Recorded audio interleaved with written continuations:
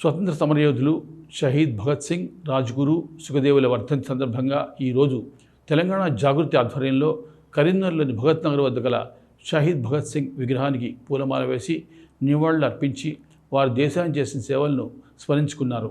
ఈ సందర్భంగా జాగృతి జిల్లా అధ్యక్షుడు గుంజపడుగు హరిప్రసాద్ మాట్లాడుతూ భగత్ సింగ్, రాజ్గురు మరియు సుఖదేవులు తమ ప్రాణాలను భారతదేశ విముక్తి కోసం దృఢప్రాయంగా సమర్పించారు. ఎవరికి తలవంచిన వారి శౌర్యం, దేశభక్తి నేటి తరాల వారికి స్ఫూర్తినిస్తుంది. 23 ఏళ్ల వయసులో యువకుడిగా దేశ స్వాతంత్ర్యం కోసం తమ ప్రాణాలను అర్పించారు భగత్ సింగ్.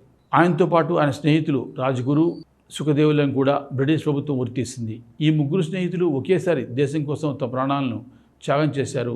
అందుకే భారతదేశ చరిత్రలో మార్చి 23 అనేది మరవలేనిది, మరపురానిది.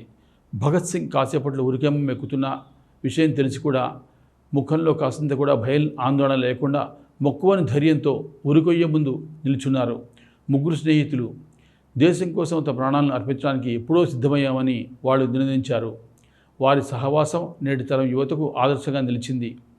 వారి బలిదానానికి దాదాపు 100 ఏళ్లైనా ఇప్పటికీ ఆ వీరుల పేర్లు ప్రజలలో నూతన ఉత్తేజాన్ని ఇస్తాయని తెలంగాణ జాగృతి కరీంనగర్ జిల్లా అధ్యక్షుడు గుంజపడుగు హరిప్రసాద్ అన్నారు.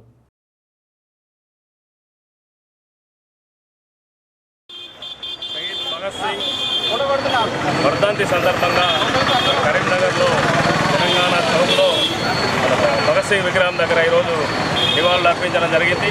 ఈరోజు యువకులందరికీ కూడా స్ఫూర్తి. ఆ రోజు జరిగినటువంటి స్వతంత్ర ఉద్యమంలో మరి ఈరోజు యువకులందరినీ కూడా ఏకం చేసి స్వతంత్ర ఉద్యమంలో మమేకం చేసి భారతదేశ స్వతంత్రం కోసం పోరాటం చేసినటువంటి భగత్ సింగ్ గారు, సహదేవ్ గారు, రాజ్గురు గారిని ఆ రోజున్నటువంటి బ్రిటిష్ ప్రభుత్వం అన్యాయంగా, దారుణంగా అతి చిన్న వయసులో తీసి మరి చంపడం జరిగింది.